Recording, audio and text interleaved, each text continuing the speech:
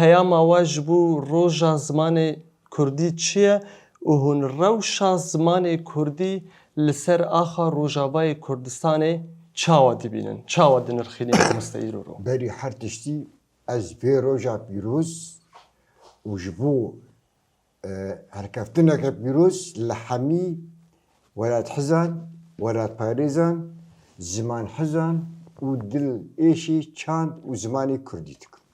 Ziman ew nîşana milletê, ew nîşana hebûna wî yê ji ber çanda me, zimanê me, xewn û xiyalê me, çîrokên me, heta tevgirêdana civakî ziman xeleka herî esasî ye ku pê digihîne hev.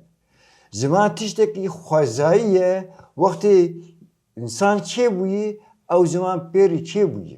Zimanê dayîke ev heqekî wî ê tebîî xwezayî ye ku xwezayê dayî mirov.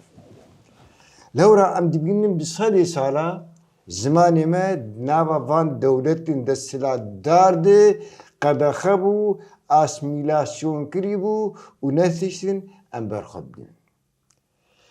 Heger li cîna bi dizî berê hebû ew jî ne tîrê ne kirîdî. Çawa bû mamoste berê çawa bû û niha çawa ye. Di Çi ferq û serdema cudayî hene? tê bîramê zimanê Kurdî di pirtûkan de heger pirtûkek bi Kurdî hatba girtin li cem hinka ew zindan dikirin, hew nefî dikirin, ew pirtûk dişewitandin.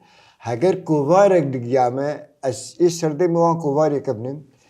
Wextê ez giyam ser kovara Gulistan hebû di sala 68 derdiket.